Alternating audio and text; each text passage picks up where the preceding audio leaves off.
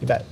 All right, many Beaumont ISD teachers are looking for new jobs today. The BISD Board of Trustees voted to approve a list of layoffs proposed by Superintendent Dr. Timothy Shagwa. But as 12 News anchor Angel San Juan explains, the decision didn't come without one final battle in the boardroom. Hours before the Beaumont ISD board meeting even started on Monday, people were lining up. Then once inside, it was a full house, almost 400 people hoping to persuade these 7 trustees not to lay off teachers. This is a time when our district needs qualified teachers more than ever. Parents, teachers, and students all pleading with the trustees to do the right thing.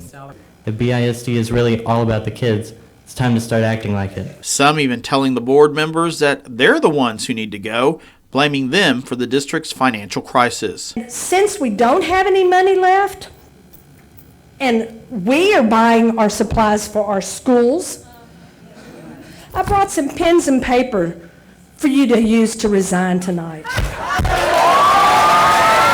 But trustee Zenobia Bush lashed back, saying most of them were not even her constituents. It makes me sick to think that you feel that you represent everybody in this city, and you do not. Conservative Fred Schaefer, who the Texas Education Agency has put in place to oversee the district, let the board know a reduction in force was inevitable, saying that personnel costs were more than 90% of the budget. Your district in March issued contracts to personnel before you knew what your budget was going to be.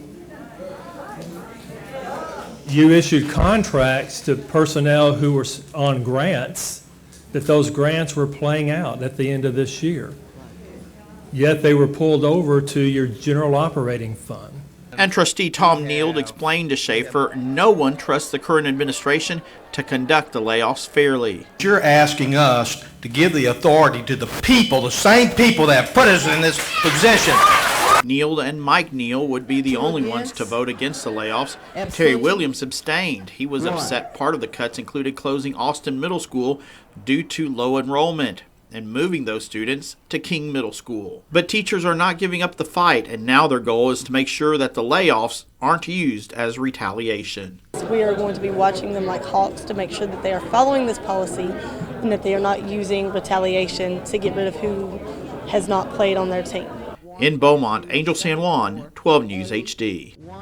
Board members, however, get to keep their jobs for a while longer. A vote on whether they will appeal the proposed takeover by the state won't happen until next Monday.